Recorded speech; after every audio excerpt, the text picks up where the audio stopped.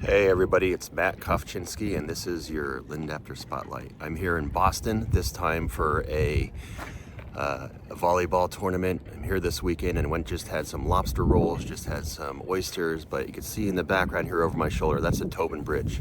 So let's take a look at some of the details that are used in that Tobin Bridge. There's over 100,000 Hollo-Bolts were used in that bridge, stainless steel. So let's take a look at that now.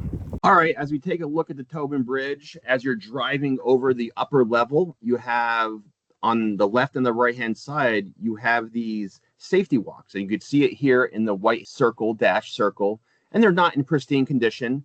And the detail for the repair is to remove and replace the concrete, install safety walk diamond plate. And the only way to do the diamond plate is connect them with stainless steel hollow bolts, because it's one-sided. You don't have to get to the underside. So all you have to do is remove it, put it on, and attach it. And then you have the hex head where you got the main safety walk, and then you got the countersunk with the splice.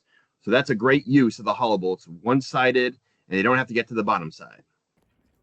And there's a close-up view of the bridge, pseudo close-up from far away.